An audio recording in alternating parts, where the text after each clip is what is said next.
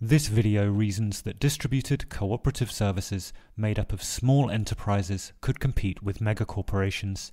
We define an ideal company and then show how the division of labor on a network of trust produces a dominant service.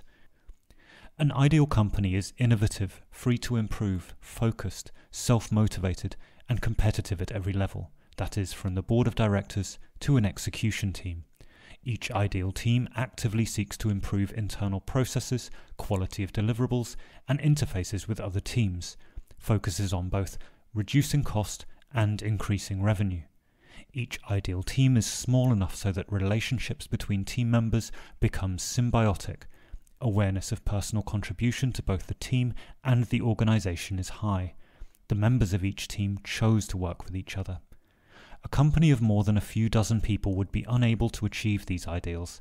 Hiring the personnel is an insurmountable task.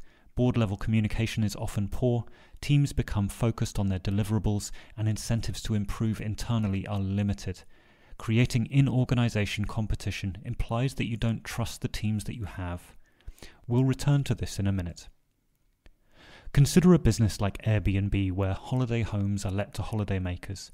The function of the website is to connect people. To connect people, they need to build trust. To build trust, they offer protections. It can be said that the function is the source of their revenue and that the protections are the cost. Consider a website that auctions antique furniture. The function of the website is to match buyers with sellers. If two people found each other independently and wanted to trade antique furniture, they would likely require the same protections that the website offers. That is, security in delivery, authenticity of items, provenance of funds. The website is worthwhile because it provides volume to their protection services. It can be said that the function is a cost and that the protections provide the revenue. The revenue comes from where most value is added.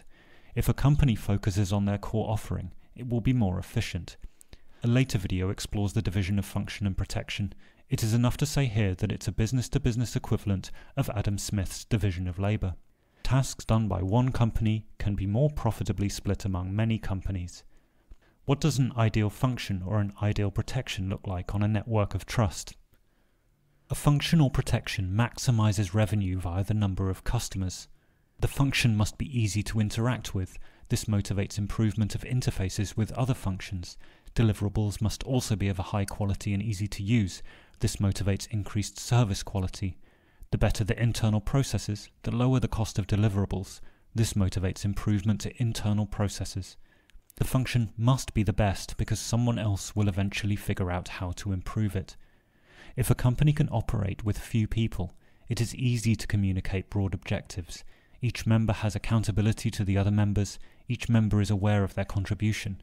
For a service to reference a function, it must only nominate it, so striving to achieve an ideal function becomes necessary to survive. As the ideal function is equivalent to the ideal team, it follows that a service made up of ideal functions results in an ideal company. On the other hand, adaptation within the self-contained closed organization to match the agility and self-improvement of the open organization remains unachievable.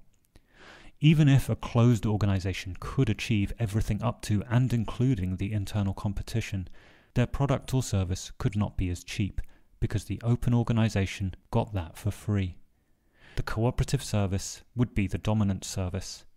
The next video explores why internet services tend towards monopolies and why we must embrace that or suffer the consequences. Please subscribe and share on your networks to show your support.